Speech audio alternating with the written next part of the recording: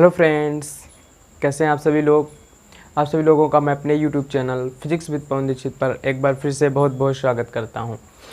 Friends, आप सबने बारिश के मौसम में बिजली को चमकते हुए तो देखा ही होगा।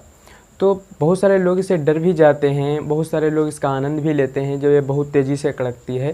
तो ये आसमान में बिजली उत्पन्न कैसे होती है, ये कैसे कड़कने लगती है और कब और कहाँ पे गिरती है, कैसे गिरती है, तो इसी टॉपिक पे आज बात करूँगा। तो वीडियो स्टार्ट करूँ उससे पहले जो भी फ्रेंड्स हमारे चैनल पर नए हैं, चैनल को सब्सक्राइब करके बेल आइकन को प्रेस कर लें, जैसे ऐसी अन्य मेरी वीडियो की नोटिफिकेशन आप तक मिलती रहे। तो फ्रेंड्स, वीडियो को स्टार्ट करते हैं।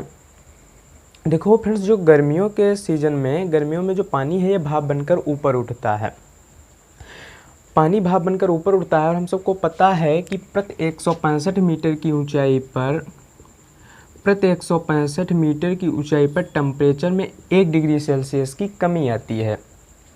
तो जैसे जैसे ये जो जलवाष्प है ऊपर उठती है, ये ठंडी होती चली जाती है, क्योंकि प्रति 165 मीटर की ऊंचाई पर टेम्परेचर में 1 डिग्री सेल्सियस की कमी आती है। तो जो जलवाष्प है जैसे जैसे ऊपर उठती है ठंडी होती चली जाती है और बादल बन जाती है। बादल क्या है? पानी का जलवाष्प के रूप में ऊपर उठकर ठंडा होने से बादल बनते हैं। तो ये जलवाष्प ठंडी होती है और बादल का रूप ले लेती है। चूँकि जो बादलों के ऊपर का फ्रेंड्स टेम्परेचर है वो 0 डिग्री सेल्सियस से भी नीचे होता है। तो टेम्परेचर के इतना अधिक गिर जाने की वजह से जो जलवाष्प है ये बर्फ़ के छोटे छोटे टुकड़ों में बदल जाती है और बादल का रूप ले लेती है। ठीक है, जो बर्फ़, ये जो जलवाष्प है ये बर्फ़ के छोटे छोटे टुकड़ों में कन्वर्ट हो जाती है। ठीक है, और ये जो बर्फ़ के छोटे छोटे टुकड़े हैं ना, ये वायु में इधर उधर चलते हैं, जिनसे ये आपस में टकराते हैं। टकराने से घर्षण उत्पन्न होता है और घर्षण से स्टैटिक इलेक्ट्रिसिटी उत्पन्न हो जाती है। क्योंकि हम सब ने रीड कर रखा है, जब दो वस्तुओं को आपस में रगड़ते हैं तो इलेक्ट्रॉन स्थानांतरण के कारण में आवेश उत्पन्न हो जाता है। तो ये जो बर्फ़ के टुकड़े आपस में टकराते हैं, टकराने से घर्षण उत्पन्न होता है, घर्षण से विद्युत आवेश का निर्माण हो जाता है, जिसके चलते पॉजिटिव नेगेटिव चार्ज के घर्षण से बिजली का निर्माण होता है और इसी से आवाज़ भी उत्पन्न होती है। ठीक है, इसी से फ्रेंड्स आवाज़ भी उत्पन्न होती है। तो ये जो बादलों का जो चार्ज है ये फ्रेंड्स 2 पार्ट्स में डिवाइड हो जाता है। बादलों का जो चार्ज है ये 2 पार्ट्स में डिवाइड हो जाता है। पॉजिटिव चार्ज, ये जो पॉजिटिव चार्ज होता है ये हल्का होता है, तो ये बादल के ऊपरी हिस्से में चले जाता है।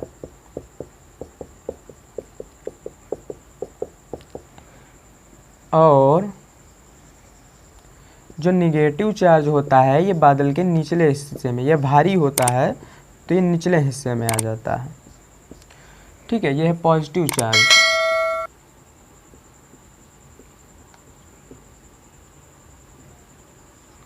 और ये निगेटिव चार्ज।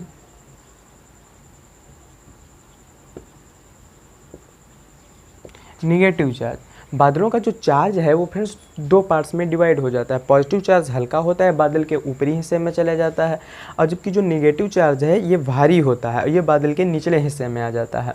ये जो बढ़ता है, ये जो चार्ज हैं फ्रेंड्स एक दूसरे को चुंबकीय तरीके से आकर्षित करते हैं। अब जब वायु इनके प्रवाह को रोक नहीं पाती है और जब ये आपस में मिलते हैं, जब आवेश ये आपस में मिलते हैं, तो जो प्रकाश की एक चमकीली कौंध, प्रकाश की एक चमकीली धारी जैसी आपने देखा होगा उत्पन्न होती है, एकदम कौंध उत्पन्न हो जाती है भयानक, और जिससे भयानक कड़कड़ाहट उत्पन्न होती है। ये जो आवेश आपस में मिलते हैं, ठीक है, ये जो आवेश जब आपस में मिलते हैं तो बहुत ज़्यादा प्रकाश उत्पन्न होता है और इससे आवाज़ भी आती है।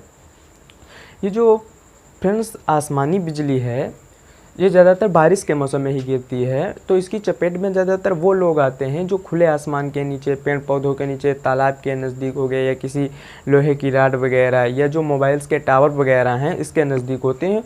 उन्हीं लोगों पे इसका ज़्यादा खतरा रहता है, क्योंकि फ्रेंड्स ये जो निगेटिव चार्ज है ये जब भारी होता है तो निगेटिव चार्ज पृथ्वी पर पॉजिटिव चार्ज को ढूंढता है और पृथ्वी पर उसे जहाँ पॉजिटिव चार्ज मिल जाता है ये वहीं पर स्ट्राइक कर जाता है।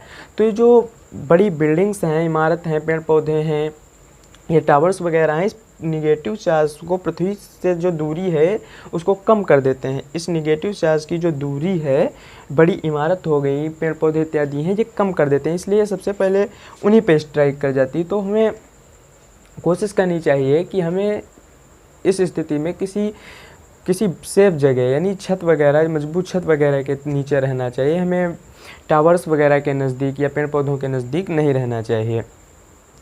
ये जो फ्रेंड्स आसमानी बिजली है, इसमें जो वोल्टेज होता है 10 करोड़ वोल्ट होता है। 10 करोड़ वोल्ट की बिजली होती है। और हमारे घर में बिजली कितनी आती है? 200 या 220 वोल्ट। 220 वोल्ट हमारे घर की बिजली है। और ये कितनी है? 10 करोड़ वोल्ट। कितना हाई इसमें वोल्टेज होता है। यदि बात करें इसके करंट की, तो करंट इसमें 10,000 एम्पियर का होता है।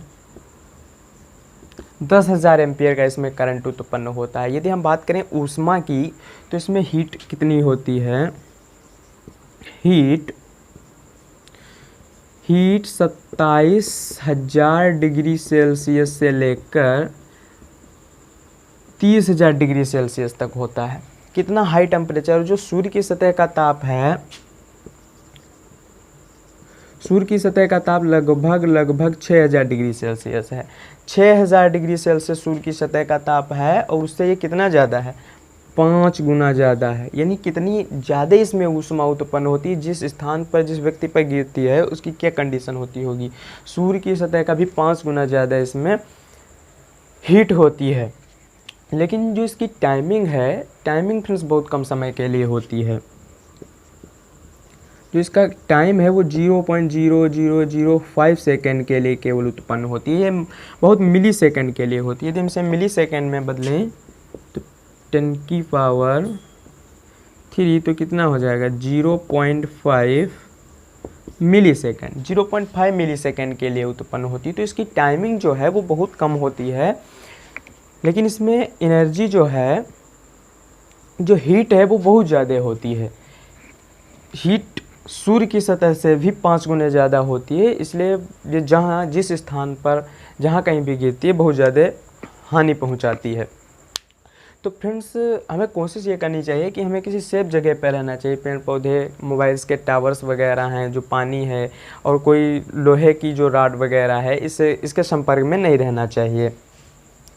देखो, जो बड़ी बिल्डिंग्स फ्रेंड्स हैं, बड़ी बिल्डिंग्स हो गई, टावर्स वगैरह हैं, आपने देखा होगा उनके ऊपर एक नुकीली जो है किसी धातु की रॉड वगैरह यानी छड़ लगी रहती है। तो जो बड़ी बिल्डिंग्स हैं, टावर्स वगैरह हैं, वो इस आसमानी बिजली से बचने के लिए लाइटनिंग कंडक्टर का प्रयोग करते हैं। लाइटनिंग कंडक्टर,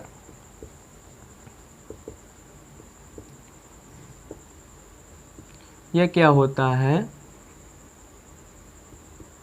लाइटनिंग कंडक्टर का प्रयोग करते हैं। इसको हिंदी में कहते हैं तड़ित चालक यंत्र का प्रयोग करते हैं। यह एक धातु की, यानी तांबे की धातु की छड़ होती है, जिसे किसी टावर्स हो गया, या मतलब जो इमारत हैं, बिल्डिंग्स हैं, जो बढ़िया सी बिल्डिंग्स हैं, उनके ऊपर कस दिया जाता है। ये एक धातु की छड़ है और इसका ऊपरी सिरा क्या होता है? नुकीला होता है। तो इसे उसके ऊपर लगा देते हैं और इसके जो दूसरे सिरे को है, इसका जो दूसरा सिरा है, केबल्स के द्वारा पृथ्वी से संपर्क कर देते हैं, पृथ्वी से संबंधित कर देते हैं। और जब आसमानी बिजली आती है तो ये जो लाइटनिंग कंडक्टर है, ये खींचकर पृथ्वी में समायोजित कर देता है बिना कोई नुकसान पहुंचाए। ये लाइटनिंग कंडक्टर क्या करता है? उस बिजली को खींचकर पृथ्वी में समायोजित कर देता है बिना किसी नुकसान पहुंचाए। तो इस लाइटनिंग कंडक्टर का प्रयोग किया जाता है तड़ित चालक यंत्र।